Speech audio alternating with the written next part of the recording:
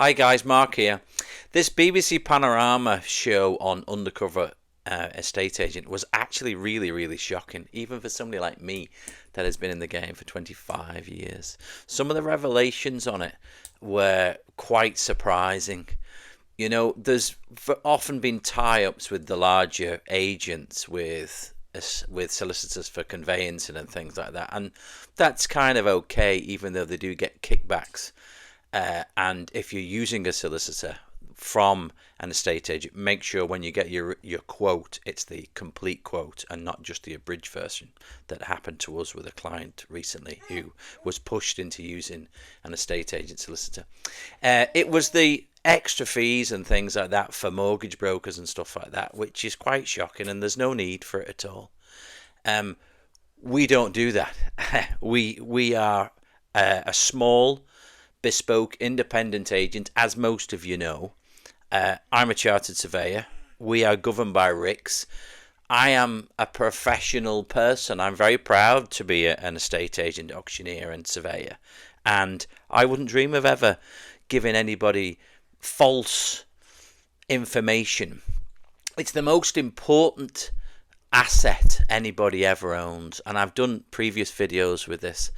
And to go out and mislead somebody with a valuation just to get a sign up, it actually makes me sick.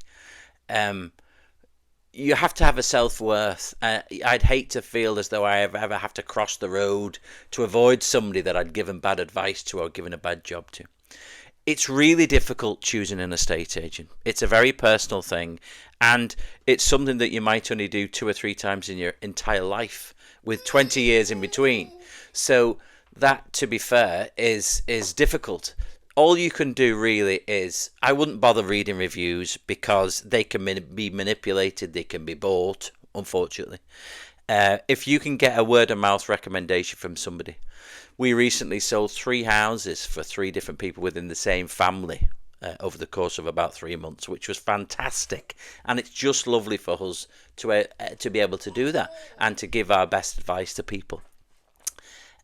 There's loads of stories out there, and unfortunately a lot of the stories aren't in other places in the country. We hear lots of stories in Southport about the property market. Things aren't as good as they should be. We've had people come to us before that we've sold for, and they've been barred from viewing houses because they wouldn't be bullied into relinquishing and the sale of their own property to a certain estate agent. Lots of times offers are made and aren't put through to vendors, which is actually illegal. It's not bad practice, it's illegal and bad practice. So there's lots of it out there. Lots and lots of examples of poor valuations, that kind of stuff.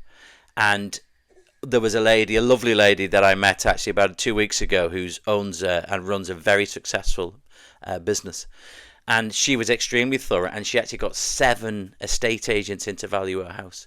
We normally say 3 or 4. So that gave her a really good indication of the market.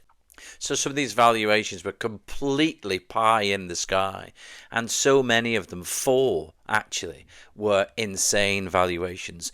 Valuations that this house just simply could never, ever attain. And I think they knew that when they actually gave the lady the valuation.